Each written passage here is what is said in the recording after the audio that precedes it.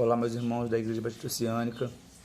Hoje, no culto de quarta-feira, o pastor me incumbiu de trazer uma palavra e quando ele me pediu para que eu trouxesse essa palavra para vocês, logo me veio à mente o livro de Atos, que é um livro que eu estou lendo, que eu gosto muito, tenho aprendido bastante nesse livro, tenho meditado nele todos os dias e o texto que eu quero ler para vocês, que eu quero conversar com vocês, na verdade, ele se encontra em Atos 12. Mas antes de ler esse texto, vocês vão entender depois por que eu quero ler um texto antes, que é o texto de João. O texto de João 21, 18 e 19 diz assim: em verdade te digo, que quando eras mais moço, tu te cingias a ti mesmo e andavas por onde querias. Quando, porém, fores velho, estenderás as mãos, e outro te cingirá e te levará para onde não queres. Disse isto para significar com que gênero de morte Pedro havia de glorificar a Deus. Depois de assim falar, acrescentou-lhe: segue-me. Esse texto talvez a grande maioria conhece, né? É aquele texto que Pedro é interrogado por Jesus, eles estavam pescando e Jesus já havia ressurreto, então eles resolvem pescar. Pedro fala: vou pescar, e Pedro, como um bom líder dos amigos, fala: nós também vamos, e Pedro vai para a pescaria e Jesus se encontra com ele e tem aquela conversa que todos já conhecem, né? Que Jesus pergunta a Pedro se ele o amava, pedindo para que ele apacentasse o seu rebanho. E no finalzinho do texto, né, ele fala exatamente sobre isso, sobre essa questão da morte de Pedro, predizendo a morte de Pedro. E o texto principal que eu queria ler com vocês nessa hora se encontra em Atos 12. Se você quiser acompanhar, abre sua Bíblia lá em Atos 12 para a gente ler junto esse texto. Eu vou ler parte dele e aí a gente vai conversar um pouquinho sobre ele. Diz assim: Herodes persegue a Tiago e a Pedro. Por aquele tempo, mandou o rei Herodes prender alguns da igreja para os maltratar. Tá? Atos 12, versículo 1. Fazendo passar a fio da espada a Tiago, irmão de João. Vendo ser isto agradável aos judeus, prosseguiu, prendendo também a Pedro, e eram os dias dos pães ázimos. Tendo feito prender, lançou no cárcere, e entregando a 4 escoltas e 4 soldados cada uma, para que guardassem, tencionando apresentá-lo ao povo depois da Páscoa. Pedro, pois, estava guardado no cárcere, mas havia oração incessante a Deus por parte da igreja a favor dele. Quando Herodes estava para apresentá-lo, naquela mesma noite, Pedro dormia entre 2 soldados. Grava essa palavra aqui: Pedro dormia, tá? Pedro dormia entre 2 soldados, acorrentado, com 2 cadeias e sentinelas à porta guardavam o cárcere. Eis, porém, que sobreveio um anjo do Senhor, e uma luz iluminou a prisão, e tocando ele o lado de Pedro, o despertou, dizendo: levanta-te depressa. Então as cadeias caíram-lhe das mãos, e disse-lhe o anjo: cinge-te e calça as sandálias, e ele assim o fez. E disse-lhe mais: põe a capa e segue-me. Então, saindo, o seguia, e não sabendo que era real o que se fazia por meio do anjo, parecia-lhe antes uma visão. Depois de terem passado a primeira, a segunda sentinela, chegaram ao portão de ferro que dava para a cidade, o qual se lhes abriu automaticamente, e saindo, enveredaram por uma rua, e logo adiante o anjo apartou dele. Então Pedro, caindo em si, disse: Agora sei verdadeiramente que o Senhor enviou o seu anjo e me livrou da mão de Herodes e de toda a expectativa do povo judaico. Vamos ler até aqui. Então, esse texto ele trata de um assunto muito interessante, muito legal da vida de Pedro, porque Pedro ele foi preso.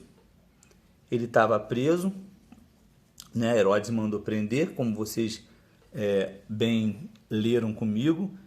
E é interessante, né, falar sobre Pedro para mim, porque eu acho, na minha visão, eu entendo que Pedro ele é um personagem muito próximo da gente, pelo menos de mim.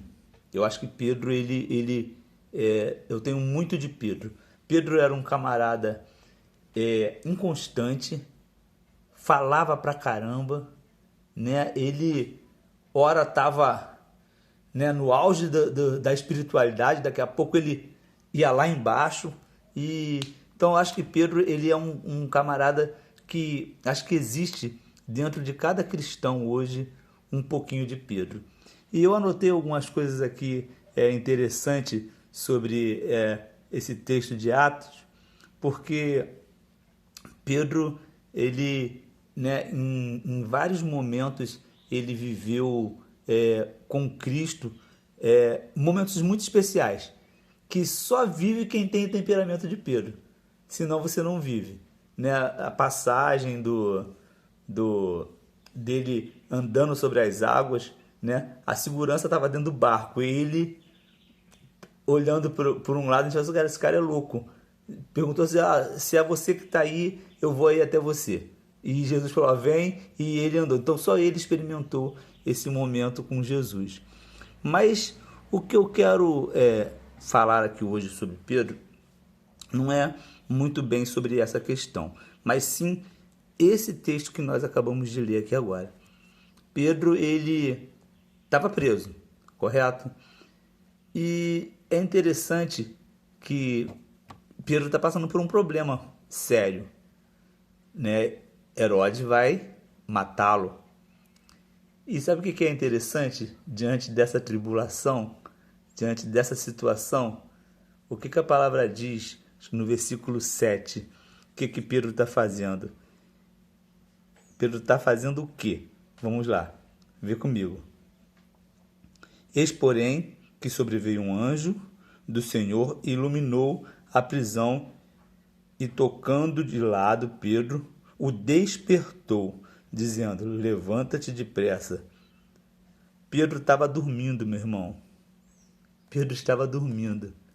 Provavelmente ia morrer daqui a uns dias, e Pedro estava dormindo.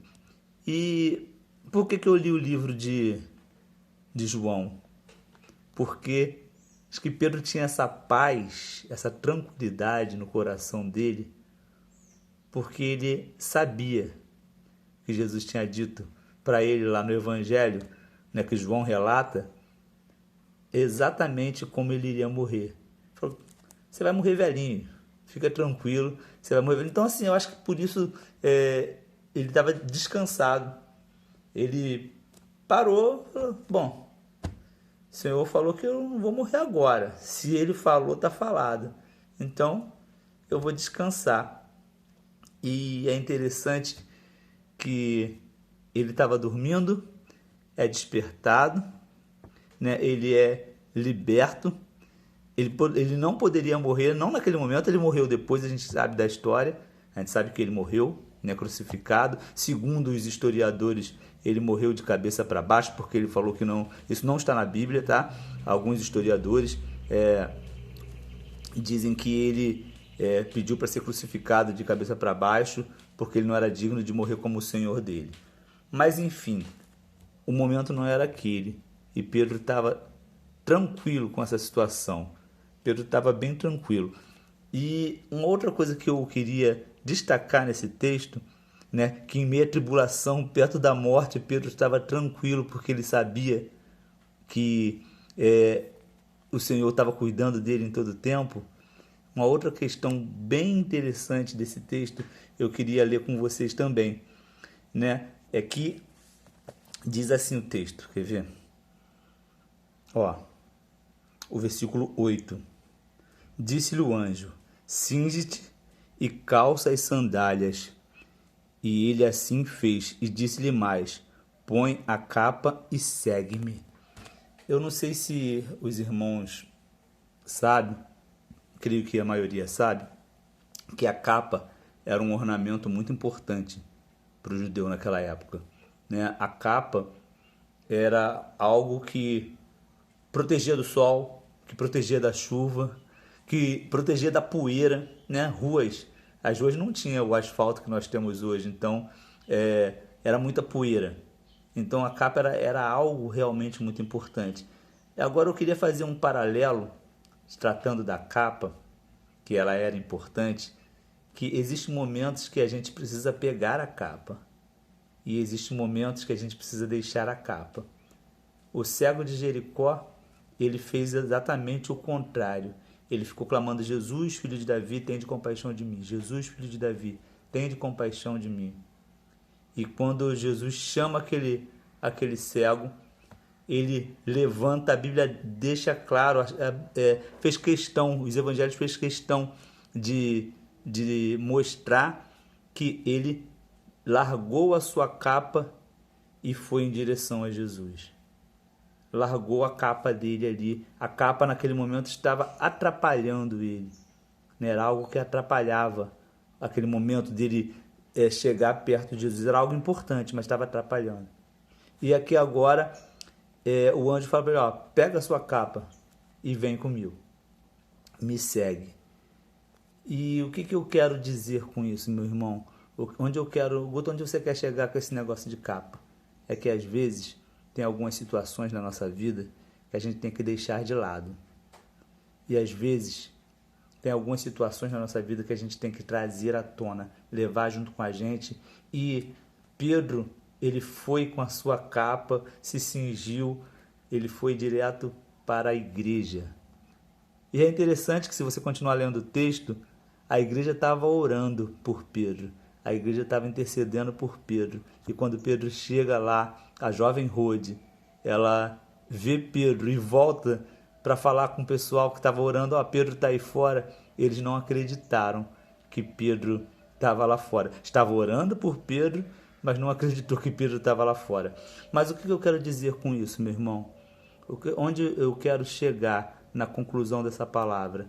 Eu quero dizer para você que, independente do que esteja acontecendo, assim como estava acontecendo na vida de Pedro, a igreja estava orando por ele. A igreja estava intercedendo por ele. E independente do que esteja acontecendo na sua vida hoje, a igreja está orando por você. Por isso você precisa pegar a sua capa e seguir para a casa do Senhor. Você precisa pegar a sua capa, pegar todo o problema que você está vivendo, a dificuldade que você está vivendo, e seguir para a casa do Senhor e colocar diante do Senhor a sua vida. Essa é a importância da oração da igreja. Nós temos orado, nós temos o relógio de oração. A igreja está orando incessantemente, todos os dias. Cada um tem um horário para orar. Então a igreja está orando. Se a igreja está orando, com certeza o Senhor vai ter misericórdia de você, independente do que você esteja passando. Eu não sei o que você está passando.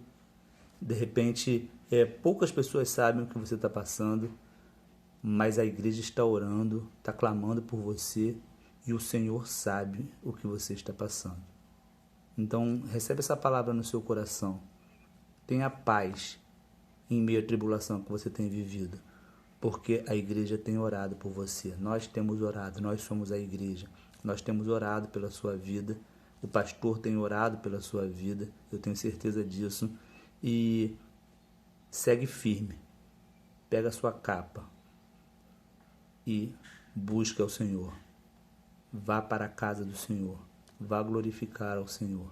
Vamos orar? Senhor Deus, muito obrigado mais uma vez por podermos estar aqui. Pai, em meio a tantas lutas, a tantas tribulações que temos passado, Ó Pai, nós queremos pedir que assim como Pedro estava tão em paz naquele momento que ele dormiu no meio de 2 carcereiros, preso, algemado, mas ele teve paz e dormiu. Ó Pai, que o Senhor possa dar paz ao nosso coração em meio às nossas lutas, em meio às nossas tribulações. Que o Senhor possa trazer a paz que excede todo entendimento que a sua palavra diz. Eu peço ao Senhor que o Senhor continue cuidando da sua igreja, trazendo cura àqueles que necessitam de cura, paz àqueles que necessitam de paz. Ó Pai, salvação aos membros da família que necessitam de salvação. Nós te oramos e te agradecemos por tudo. No nome de Jesus. Amém.